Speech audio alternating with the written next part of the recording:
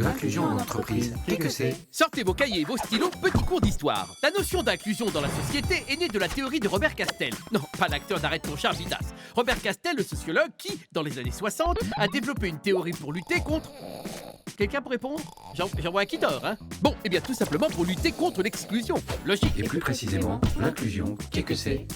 Eh bien, avec l'inclusion, les entreprises visent à prévenir les situations de discrimination liées au handicap, à l'âge, à l'origine sociale ou culturelle, à l'orientation sexuelle ou encore à l'apparence physique. Mais pas que.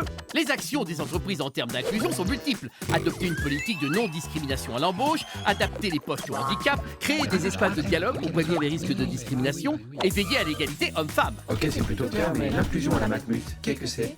Eh bien, la politique menée par la Matmut en matière d'inclusion est en totale concordance avec ses valeurs. Placer l'humain au cœur de ses préoccupations, favoriser la diversité et l'accessibilité pour tous. La Matmut agit ainsi en faveur d'un changement de regard sur le handicap. Plus précisément, la Matmut mène une politique très active en faveur des personnes en situation de handicap avec sa mission Matmut pour le handicap.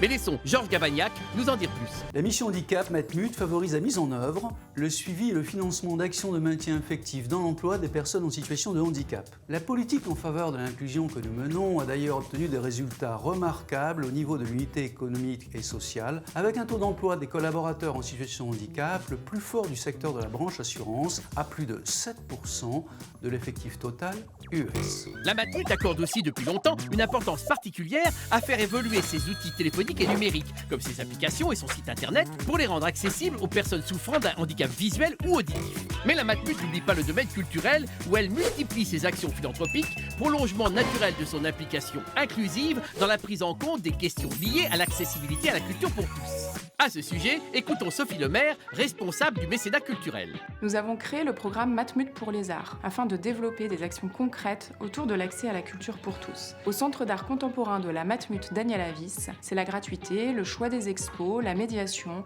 et également les aménagements qui sont pensés pour mettre le visiteur dans une situation à la fois de confort et de légitimité à pousser les portes. C'est cette démarche qui nous a permis d'obtenir la labellisation Tourisme et Handicap. Nous soutenons aussi les projets d'accessibilité d'autres structures culturelles. Par exemple, l'audiodescription, la langue des signes française, les outils tactiles, pour que chacun puisse accéder à la culture. Merci Sophie. Et ce n'est pas fini. L'action de la Matmut s'étend aussi au domaine de la santé. Quoi de plus naturel quand on connaît l'importance des liens du groupe avec le monde médical? Voici donc une petite liste non exhaustive. La Matmut est engagée aux côtés de l'Institut Mutualiste Montsouris qui a adapté son service de maternité et formé son personnel à l'accueil des personnes en situation de handicap. La Matmut est aussi mécène du fonds de dotation CarePap qui favorise les nouvelles technologies au service du soin et de l'autonomie et soutient la recherche en médecine physique et de réadaptation. Sans oublier l'engagement solidaire Microdon en faveur de la recherche médicale qui mobilise plusieurs centaines de collaborateurs au sein du groupe. Et enfin, la résidence Aimée, résidence soutenue par Mutlog qui accueille sous le même toit des personnes âgées et des étudiants dans le secteur de la santé. Pas mal, hein? Et pour finir, permettez-moi d'accélérer le rythme, il ne me reste que 30 secondes et puis j'ai rendez-vous avec mon beau-frère qui a un souci avec sa... Pardon. La Matmut est aussi mécène de l'association Handi Chien qui éduque et remet gratuitement des chiens d'assistance aux personnes en situation de handicap ou d'isolement. Et voilà. Bon, j'espère que ces quelques exemples rendent la politique d'inclusion de la Matmut plus claire pour vous. Je n'ai jamais vu un truc aussi clair. Merci, qui que c'est.